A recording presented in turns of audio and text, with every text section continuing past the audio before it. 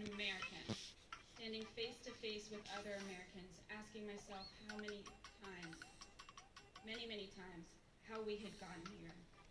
And then a British filmmaker, Nick Quested, who filmed with the Proud Boys, a far-right militia group accused of sparking the riot.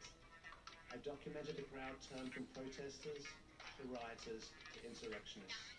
I was surprised at the size of the group, the anger and the profanity.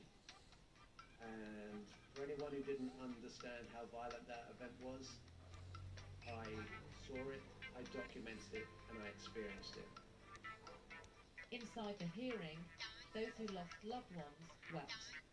The word illegal was used many times in the hearing. The panel is ultimately trying to set out this case to prove that Donald Trump's attempt to overturn the election result led directly to the deadly riot. Nomi Iqbal, BBC News, Washington.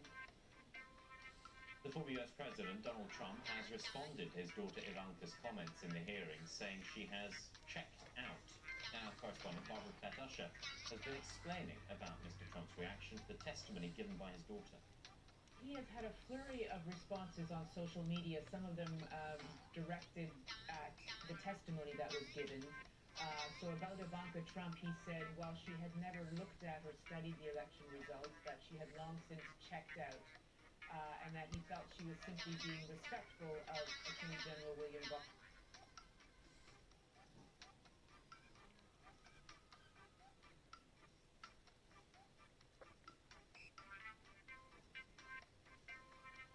He also responded to that claim by the committee that he had cheered on his supporters who were chanting "Hang Mike Pence," that he had said perhaps they had the right idea and that Mr. Pence deserved it. He said no, he hadn't done that. He had never thought or said hang, or even thought of saying "Hang Mike Pence," and that this was just fake news. US President Joe Biden says it is important for Americans to see the hearings and to understand what happened. The insurrection of January 6th, one of the darkest chapters in our nation's history. A brutal assault on our democracy, a brutal attack on law enforcement, some losing their lives, and we heard about it last night again. It's important that the American people understand what truly happened, and to understand that the same forces that led January 6th remain at work today. Ukrainian officials say humanitarian conditions in the city of Mariupol are getting worse under the current Russian occupation, and people there are at risk of diseases like cholera. The exiled deputy mayor of the southern port city says bodies are still being discovered in the ruins. There's a shortage of doctors, and food and water are in short supply. Our correspondent Nick Beek, who's in Kyiv, has been monitoring the situation in Mariupol. Well, it's really desperate if you listen to some of the people we've been speaking to today. There was one woman that we managed to make contact with, and she explained that her mother left the city about a week ago, and she left behind a city of corpses. She said that she had friends who had died there, and they simply weren't being buried.